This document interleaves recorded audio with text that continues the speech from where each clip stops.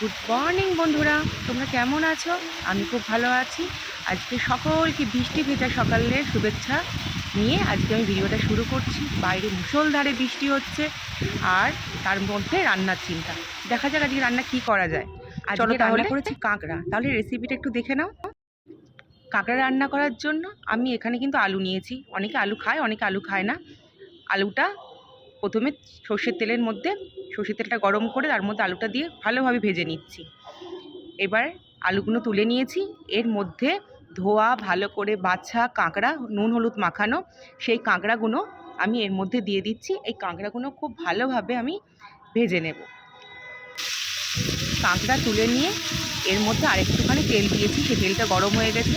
দিয়েছি গোটা গরম মশলা। এবার গোটা গরম মশলা দেবো আর একটু তেজপাতা দেবো। দুটো তেজপাতা একটু ছিঁড়ে দিয়ে দেবো। দিয়ে এর মধ্যে পেঁয়াজটা দিয়ে দেবো। এটা গরম হচ্ছে। এবার এর মধ্যে পেঁয়াজটা দিয়ে একটু লাল লাল করে ভেজে নেব।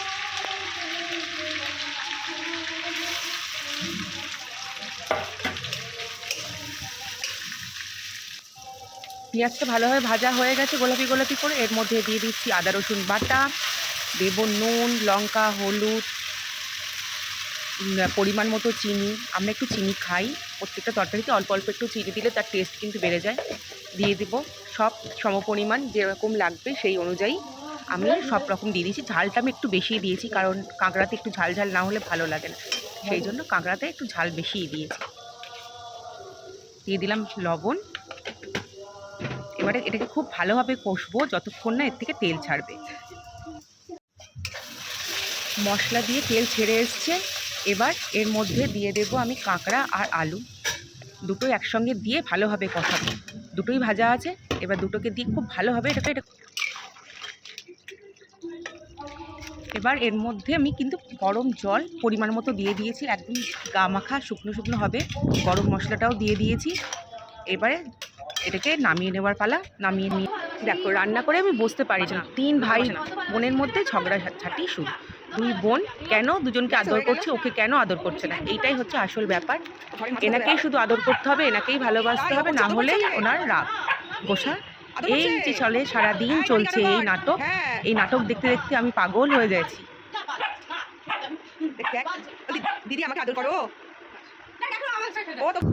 আজকে আছে ইলিশ মাছের ঝাল, সেই লেজা। ইলিশ মাছেরও লেজা আমি ছাড়ি না। আজকে অম্বুবাচী পুজো দিতে দিতে দেরি হয়ে গেছে অনেক। ইলিশ মাছের ঝাল আর সামুদ্রিক কাঁকড়ার কষা। খালার কথা আজকে ঝড় উঠবে, ঝড় উঠবে খেতে পারি আমার। আর কাঁকড়া মানে তো আমার জীবন। কাঁকড়া খেতে আমি ভীষণ ভালোবাসি। সে সমুদ্রিক হোক আর মাছ কাঁকড়াই হোক, সুন্দরবনে যে কাঁকড়াগুলো হয় ওগুলো খেতে খুব ভালো লাগে।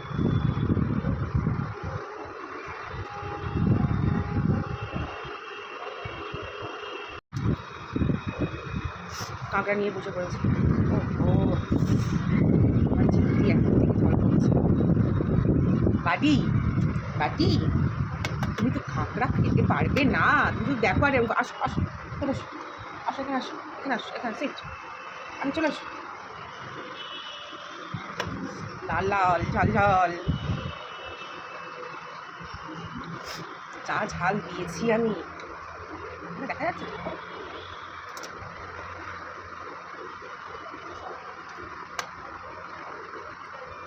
কাঁকড়াটা কামড়ে দিই।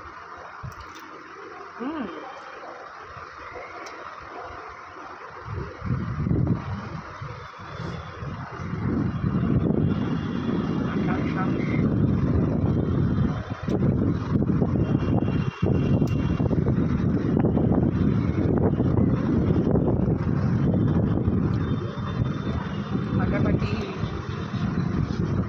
পুরো যেন মনে হচ্ছে দীঘাটা আমার বাড়িতে।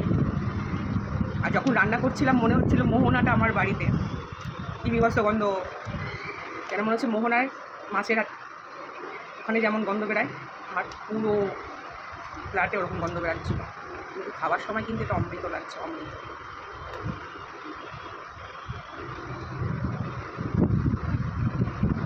আর যে এনে দিই তাকে থ্যাংক ইউ না বললেই নয়। Thank you, thank you.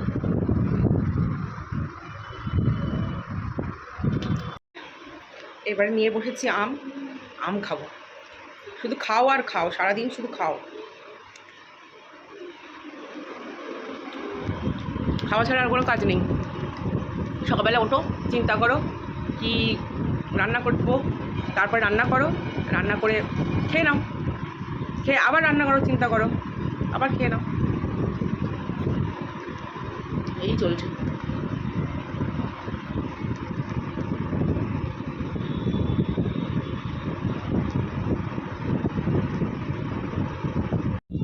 আজকে সন্ধ্যাবেলা হাঁটতে নিয়ে আর কি চলে গেছিলাম ছাদে। এবার ছাদে এখন অন্ধকারের মধ্যে কিছুও দেখা যাচ্ছে না। একদিন সকালবেলা বা দুপুরবেলা এসে তোমাদেরকে দেখাবো গরমে কী কী ফুল ছাদের মধ্যে হয়েছে। আর ওই যে দেখছো ওখান থেকে আমাদের রথ বেরাবে জগন্নাথের, ওখান থেকে মেলা বসে, ওখানে যাব মেলাতে বাচ্চাদেরকে নিয়ে। আর একটা জিনিস তোমাদেরকে দেখাই, দেখো এই ড্রাগন ফলটা মনে হচ্ছে নষ্ট হয়ে গেছে, অনেক কোনো ফুল ফুটেছে আর ফলও ধরেছে, এটা নষ্ট হয়ে গেছে বোঝাই যাচ্ছে। ওই যে একদিন দিনের বেলা সবাইকে তোমাদেরকে দেখাবো যে কেমন হয়েছে ড্রাগন ফলগুলো।